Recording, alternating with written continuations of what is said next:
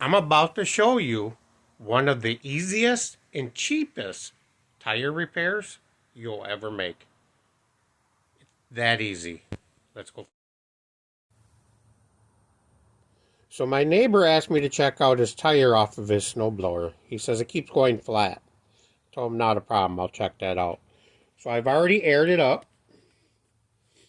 So you wouldn't have to listen to the air compressor. We'll check it. And the side of the tire says 24, and that's about what we're at, is 24. So, now would be a good time to take some soapy water around here. I should tell you, this tire does have a tube in it. But this trick will work even if it don't have a tube. To check it. So, I'm going to rub some hydraulic fluid on there. Now I'm going to zoom you in and watch. Let's see if we can see it.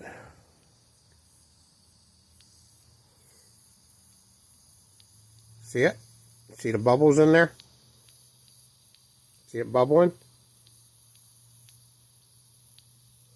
So, let's pop that out. I have one on hand. I can get them at AutoZone, a 4-pack for like $2. I think like $1.99 for 4 of them. So like I said, it's really cheap. So let's pop this one out.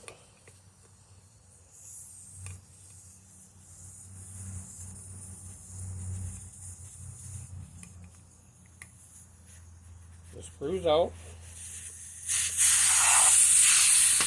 So before I put the new one in, it's got a red, the old one's black, it doesn't matter. Oh yeah, look at that. Can you see that? The old one, see all the corrosion? So, let's put this new one in.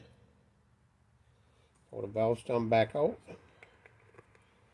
Screw that one in there. And we're only going to go snug. We don't have to go so tight that we're going to kill it. I mean, so just snug. Let me air that back up. Let me see if there's enough air left in my tank. Probably not. We'll find out. No. Let me shoot some air back in my compressor, and then I'll bring it back. So the new stem is in. Or valve, I should say. Valve core, not stem. It's about 26 pounds. Let's take it easy. Alright. So now we're at about 24, right what it calls for. Grab that hydraulic fluid again. Again, use soapy water. I don't have any out here. Zoom you in. Bring you a little closer. And everything is looking good. No bubbles. Look at that. No bubbles. A little hydraulic fluid right there. Put it on there.